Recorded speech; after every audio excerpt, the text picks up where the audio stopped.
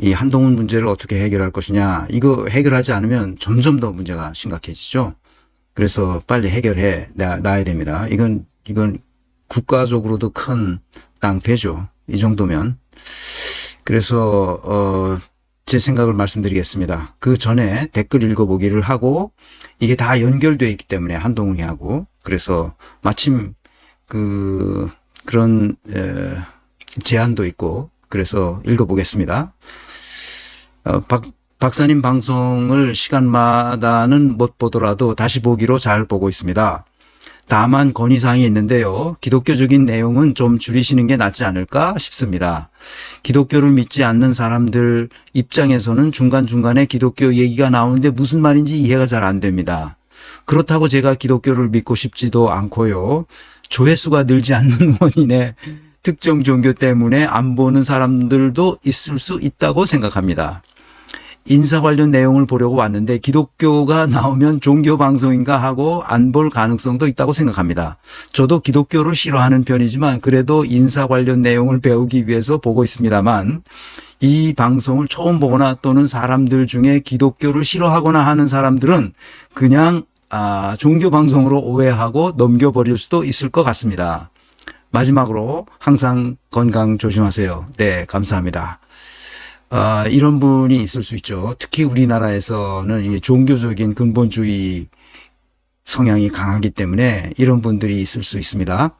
그래서 제 견해를 말씀드리면 이 강의실에서는 서양 문명사의 관점에서 오늘의 현상을 설명하고 인사조직론적으로 해석합니다. 종교와 상관이 없다는 말씀이에요.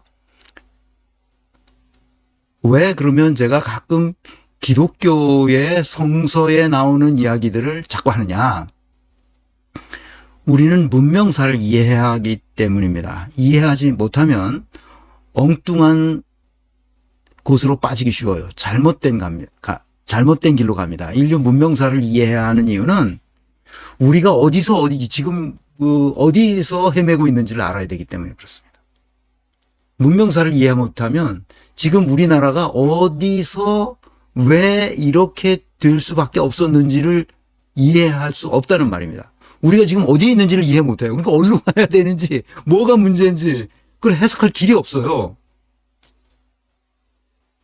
그러니까 유럽 문명사를 보면 출발이 딱 두 가지로 형성돼요. 하나는 헤브라이즘 문명과 헬레니즘 문명의 결합으로 유럽 문명이 시작됐어요.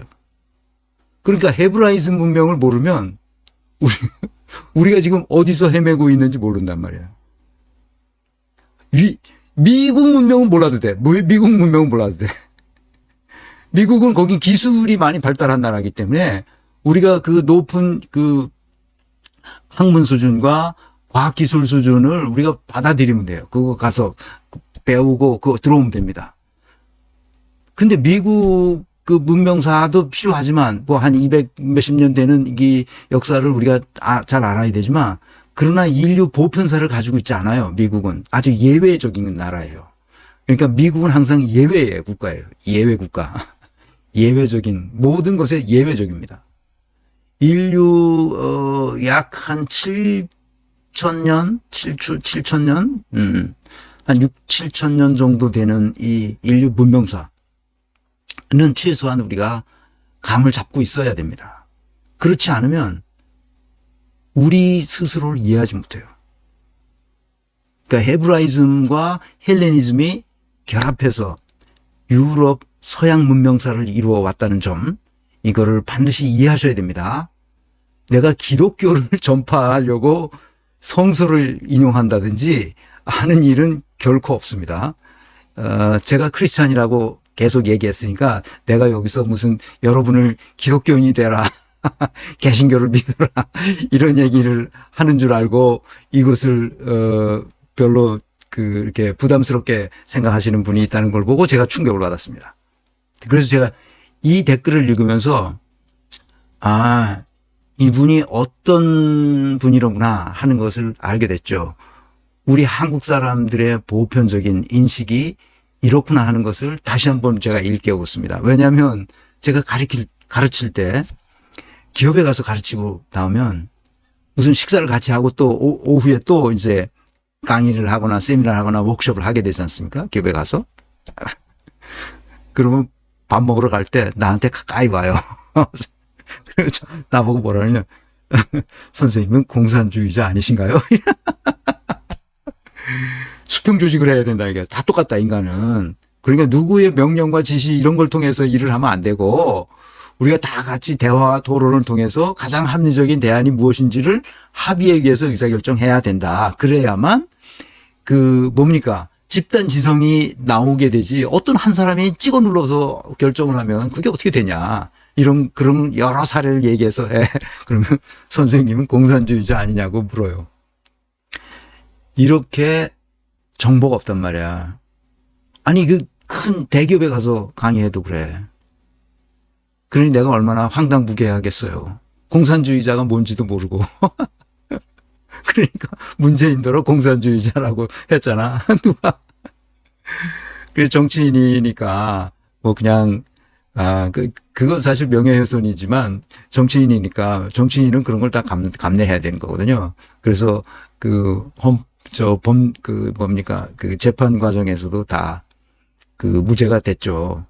정치인은 그런 정도의 비난, 이런 정도의 비판, 그런 정도의 욕은 먹을 수 있어야 정치를 하는 거예요. 문재인도 속이 좁으니까 그거를 명예훼손으로 고소를 한 거죠. 아니, 공산주의자라고 부르면 공산주의자가 됩니까? 아유, 그렇게 속이 좁아서야. 그러니까 내가 오늘 얘기하려는 거는 그러니까 이 시야가 밴댕이 콧구멍 같은 거야. 그러니까. 근데 우리 한국인들이 특히 그래. 내가 크리스찬이라고 나의 정체성은 크리스찬이다. 왜냐하면 예수의 가르침을 내 삶을 통해서 한번 실천해 보자. 나는 부족한 사람이고 그렇지만 예수가 가르친 것을 내 이웃을 내 몸처럼 사랑해라. 어? 그리고 이 세상에 가장 보잘것없는 사람에게 정말 그들의 효용이 올라갈 수 있도록 분배 정책을 고치자. 그래서 빈곤한 사람들이 없도록 하고 누구나 다 우리 헌법이 규정한 대로 인간적인 삶을 살아갈 수 있도록 누구나 행복을 추구하면서 살아갈 수 있도록 그런 구조와 시스템을 만들자. 내가 인사조직론을 전공한 사람으로서 그렇게 해보자. 기업에 가도 내가 이걸 가르쳤고 지금 내 이 강의를 유튜브 강의를 하는 이유도 바로 그걸 하려고 하는 거예요. 내가 크리스찬이라고 얘기하니까 여러분들을 뭐 기독교인을 만들려고 이렇게 생각한다면 여러분들이 아주 크게 착각한 겁니다. 아니면 내 강의를 계속 들어오지 않으셨거나 나는 우리나라 개신교에 대해서 그리고 그 개신교를 이끌고 있는 우리 목사들에 대해서 나는 굉장히 비판적인 생각을 가지고 있고 우리 개신교는 기독교가 아니라고까지 내가 생각하는 사람이에요. 크리스찬들은 이 교회에 가서 완전히 목사들로부터 잘못된 것을 배우고 있기 때문에 그렇습니다. 그것은 문명사적으로 그렇다는 거예요. 제가 감히 이렇게 말씀드리지만 나중에 제 강의에 간간히 계속 내가 얘기할 겁니다. 서양 문명사는 기본적으로 헤브라이즘과 헬레니즘 문명으로부터 나왔다. 그래서 어떤 선생님은 2H 문화다. 헤브라이즘, 헬레니즘 두 개잖아. 2H 문화라고 그래. 그래서 2H 문명 속에서 인류가 여기까지 왔고 그 문명을 가진 이 유럽 사람들이 세계를 이 지배하면서 이 지구를 운영해 왔던 거 아니에요. 그러니까 우리는 그 틈에 이제 뒤늦게 뛰어든 거죠. 이해하셨기를 바랍니다. 이 댓글 쓰신 분. 혹시라도 다른 분들이 이렇게 내가 기독교에 대해서 비판적으로 하면 뭡니까? 이 구독자가 이렇게 줄어들어. 구독자가 줄어들다가 다시 딱 올라가. 왜냐하면 제가 무슨 말을 하려고 그러는지 아시니까 한 몇 명 빠졌다는 이게 그래프가 다 나오거든요. 이 구독자 그래프가 1명, 2명 이런 거 다 나와요. 1명서부터 다 나와요. 어떻게 구독자가 쭉 올라가는지 그게 다 나오기 때문에 내가 보면 기독교 특히 개신교에 대해서 비판적인 얘기를 할 경우에 이 몇 사람이 빠져나가는 걸 내가 다 보고 있어요. 그럼에도 불구하고 이제 그런 이제 밴댕이 콧구멍 같은 이 시야를 가지고 있는 분들이야 뭐 어쩔 수 없는 거고, 그런 분들을 위해서 내가 강의를 하는 건 아니니까, 꼭 이 강의가 널리 퍼져서 기독교인들에게도 퍼져서, 지금 개신교 신도들이 우리나라에 상당히 많잖아요. 그러니까 그 사람들도 내 강의를 듣고 정신 좀 차리도록 그렇게 했으면 좋겠습니다. 오늘은 이 개신교 교인들이 내 강의를 많이 들었으면 좋겠습니다. 전부 퍼날라서 오해하지 않도록 그렇게 했으면 좋겠습니다. 그래서 제가 가끔 계속 할 테니까 염려 마시고, 여러분들에게 내가 전도하려는 생각은 추호도 없다는 사실 잊지 마시기를 바랍니다. 그래서 종교가 뭐냐 하는 거를 여기서 얘기할 수는 없고, 종교는 하나의 문화 현상이거든요. 그래서 다양한 종교적 역사적 맥락을 이해하지 못하면 그 종교를 이해할 수가 없어요. 사회적 현상이란 말이에요, 그게. 종교라는 게. 그래서 그 맥락을 이해하지 못하면 안 돼요. 그래서 내가 자꾸 기독교가 중세에, 고대에 어떻게 해서 여기까지 왔다 하는 거를 계속 이야기하는 것은 우리를 이해하기 위해서 그렇게 하는 겁니다. 그들을 이해하는 이유는 우리를 이해해야 하기 때문에 그렇습니다. 그래서 그런 맥락을 이해하지 못하면 역사의식과 시대정신이라는 인식의 지평이 확장되지 않아요. 이 굉장히 중요한 말입니다. 우리는 인식의 지평이 확장되어야 되거든요. 우리는 폐쇄적인, 이 조선 반도에서 아주 폐쇄적인 쇄국 정책을 썼잖아, 심지어. 그렇게 좋은 기회에 쇄국 정책을 쓰다니. 우리는 폐쇄적이에요, 기본적으로. 자기끼리. 남들과. 아니, 이재명이 대화를 제의하잖아. 영수회담 하자. 국가 운영에 관해서 회담을 하자. 못해. 왜 못합니까? 밴댕이 콧구멍 같은 시야를 가지고 있거든, 윤석열이. 그러니까 당연히 못하죠. 말하면 게임이 되겠어요? 이재명하고 윤석열하고 둘이서 회담을 하면, 거기야 한두 사람 더 껴서 하겠지만, 말이 돼? 윤석열 같이 무식한 놈하고 어떻게 말이 되겠어? 이재명의 그 총명함은 타의 추종을 불허해요. 말이 안 돼. 그러니까 인사조직을 잘 모르니까, 이제 이재명도. 그러니까 내 강의를 듣기를 간절히 바라는 거예요, 내가. 그래서 이런 보편적인 학문적 체계를 머릿속에 잘 갖추게 되면 그 총명함으로 인해서 빛난단 말이야. 내가 제자들 가르칠 때, 내 컨설팅 폼 하면서도 컨설턴트들을 가르칠 때, 이거 하나를 가르치면 둘을 깨우치는 친구가 있어요. 총명하니까 그런 거거든. 근데 하나를 가르쳐도 반도 이해를 못 해가지고 쩔쩔매는 친구가 있단 말이야, 이게. 그래서 엉뚱한 데 가서 헤매고 막 이런단 말이야. 왜 총명하지 못해서 그래. 그러니까 윤석열은 기본적으로 우둔하기 짝이 없는 데다가 이 밴댕이 콧구멍 같은 시야를 가지고 있거든. 그러니까 하는 짓이 그런 거야, 이게. 그 사람을 잘 봐야 돼, 그래서 나는 이재명이 계속 기회만 되면 영수회담을 제안하라. 아니, 윤석열 같은 그런 사람한테 가서 설설 기면서 하는 김기현이, 그건 뭐야, 그게?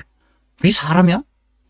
그러니까 다시 얘기하면, 이 기독교, 내가 독일에 가서 쉽게 독일의 그 학문 풍토와 개념들을 다른 한국인 유학생들보다 내가 빠르게 적응할 수 있었던 것은, 기독교의 이 체계, 그다음에 교회사, 역사, 신학적인 발전 과정, 이런 거를 내가 얼추 알고 있었기 때문에 빠르게 적응한 거예요. 그 사람들이 왜 이런 맥락에서 이런 말을 하게 됐는지를 내가 금방 캐치할 수 있었기 때문에 나는 빠르게 적응했어요. 다른 어떤 사람보다도. 독일은 기본적으로 기독교 국가거든. 스위스도 마찬가지야. 오스트리아? 똑같습니다. 여긴 다 연방 국가거든. 연방제 국가야. 각 지역이 독립된 국가들이라고. 독일어를 쓰는 이 세 나라. 이 세 나라가 연방 국가인데다가 다 기독교 국가야. 아니, 무슨 국교가 있는 건 아니지, 당연히. 그렇지만 거기서 생활 전체가 기독교 국가야. 그래서 문화 속에 그들의 삶 속에 기독교적인 이 문화가 쫙 들어가 있어. 근데 우리는 뭐지? 우리는 유교적인 문화가 쫙 들어가 있는데 그 밑에는 뭐가 깔려 있다고 내가 지난 시간에 얘기했죠? 샤머니즘 깔려 있어. 그 위에 유교가 더 씌워져 있죠. 그러니까 유교든 불교든 기독교든 다 외래 종교잖아. 외래 종교가 와서 여기서 토착화되면서 어떻게 됐어요? 어떻게 됐죠? 다 샤머니즘과 결탁했습니다. 그래서 개신교의 여러 종파들이 일어나면서 조금씩 다른데 어떤 건 조금 더 그 샤머니즘과 결탁했고 어느 건 조금 덜 결탁했고 불교도 샤머니즘화 돼 있잖아요 지금. 그거 불교가 아니거든. 그거. 유교도 마찬가지예요. 샤머니즘 제사 지내면서 뭐 하고 하는 게 다 샤머니즘 아시겠죠? 자, 그거 이해하셔야 됩니다. 그래서 지난 시간에 내가 언젠가 얘기한 것 같은데 그 교회의 권력이 엄청난 힘을 가지고 있었기 때문에 사람들이 창세기에서 얘기되는 그런 신이 야훼 하나님이라는 게 존재하지 않는다는 걸 지식인들 사회에서는 이미 중세를 빠져나오면서 다 알고 있었지만 왜 그걸 말을 못했냐? 거기 걸려가면 그냥 진짜 마녀 사냥 당하듯이 죽을 수도 있거든. 그러니까 지식인들이 입 딱 다물고 있었던 거야. 중세를 빠져나오면서 이제 근대가 시작되면서 지식인들은 그 기독교에서 가르쳤던 그 야훼 하나님이라는 게 존재하지 않는다는 사실을 이미 알았어요. 그래서 칸트가 순수한 이성의 한계 내에서의 종교를 얘기한 그 이 끄트머리에, 그러니까 인생의 끄트머리에 1890년대 썼으니까 그게 1790년대 썼으니까 그 책을 그 1804년에 칸트가 사망했거든요. 그러니까 인생 70이 넘어서 자기 책을 썼단 말이에요. 70 정도 됐었어요. 칸트가 딱 80에 죽었거든.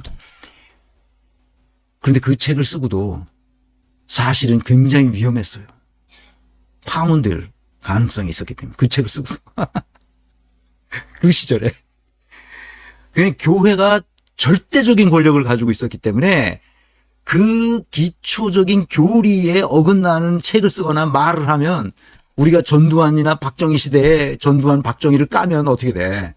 잡혀가서 남영동이나 남산에 가서 이 고문당하고 막 수염 뽑히고 딱 그랬거든. 그 시절에 그랬단 말이야, 그 시절에.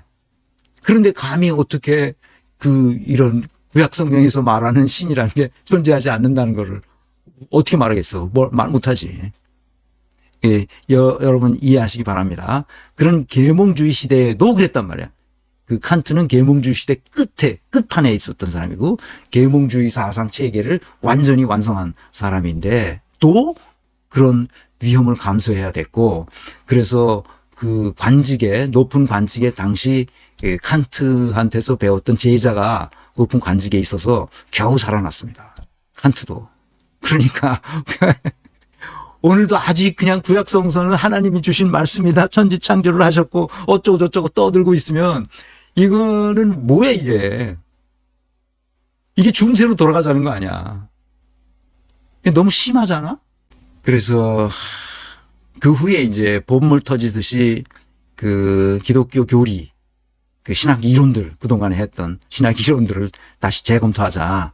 이래서 재검토하는 이제 신학자들이 대거 나오기 시작했고, 이제 근세의 중반으로 들어와서, 그러니까 19세기에 들어오면 완전히 이제 그 성경이 다시 해석되는 그런 과정을 다 거쳤고요. 한 200년 어간 동안에 우리가 이 세계를 보는 눈이 완전히 달라졌거든요. 완전히 달라졌어요. 그리고 예수 당시에 팔레스타인에서 있었던 여러 가지 복잡한 사건들이 많이 있었잖아요. 성경에 다 기록된 것도 있고, 성경에 또 없었던 사실도 막 거기 기록돼 있고, 그렇단 말이에요. 역사적으로 그런 사건이 있지도 않은데, 마치 있는 것처럼 막, 써졌고, 어떤 게 가짜고 어떤 게 진짜인지, 어떤 게 소설인지, 이런 것이 다 밝혀졌어요. 그러니까 여러분 그 창세기 텍스트나 신약 성서에 나온 텍스트는 고대 근동 사람들이 가지고 있던 하나의 신화적 그 서사였다는 것을 이제는 다 알게 됐고요. 그러니까 이 개신교 목사님들은 잘 설교해야 됩니다. 잘 교인들을 가르쳐서 이런 그 아주 그러니까 우리 시대의 문맹인이 되도록 교인들을 해서는 안 되는 겁니다. 그 점을 다시 한번 말씀드리고 내가 밴댕이 콧구멍 같은 시야를 가졌다고 얘기한 것이 바로 터널 비전이라는 겁니다.